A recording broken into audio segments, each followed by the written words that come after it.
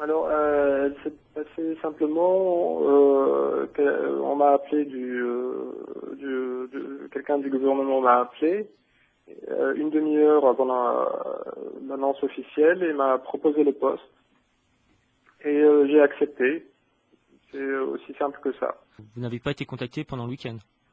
Non, non, pas du tout. Qu'est-ce qui vous a fait accepter?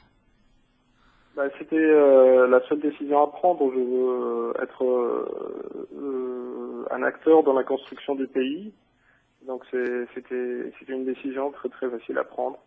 Je devrais conseiller le président de la République et le ministre, mon ministre de tutelle sur tout ce qui concerne la jeunesse et le sport.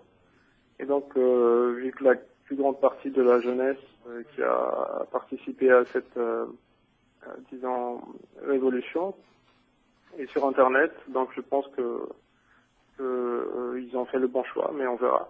Pour notre public français, est-ce que vous pouvez vous présenter? À la base, je suis internaute, je suis blogueur. Mais mon blog et mon compte Twitter ont été censurés en Tunisie. Je suis chef d'entreprise, j'ai une petite entreprise de consulting. On fait des applications web pour d'autres entreprises. J'ai 33 ans.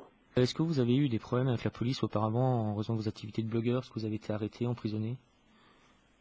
Oui, juste la semaine dernière, j'étais en prison.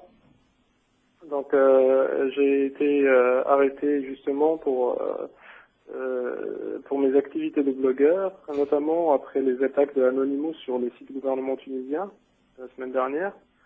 Et auparavant aussi, j'ai été arrêté en mai 2010 pour avoir tenté d'organiser une manifestation contre la censure d'Internet en Tunisie.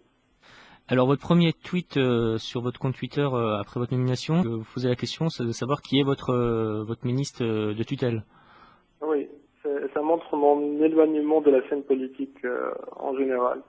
Vous savez, en Tunisie, il y avait tellement de blackout médiatique autour de la politique, il n'y avait rien à dire, rien à faire, absolument rien.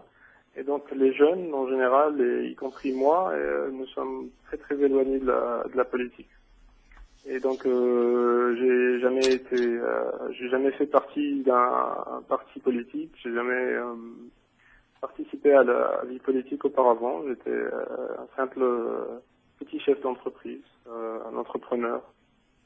Et donc là, voilà, par contre, j'ai participé beaucoup à tout ce qui concerne ce qu'on pourrait appeler la politique d'Internet.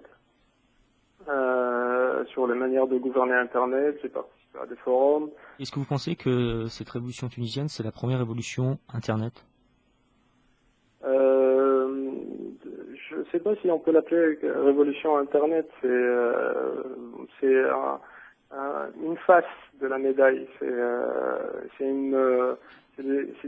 des gens qui sont sortis dans la rue. Après tout, il y a eu un volet qui a été Internet, mais vu les circonstances, comme j'ai dit, il y a pas d'autres médias en Tunisie. Et c'est une partie importante pour la communication. Donc on peut pas mobiliser les gens sans communiquer, sans information. Donc l'Internet a joué un très grand rôle, mais au final, c'est les gens dans la rue qui ont changé le gouvernement.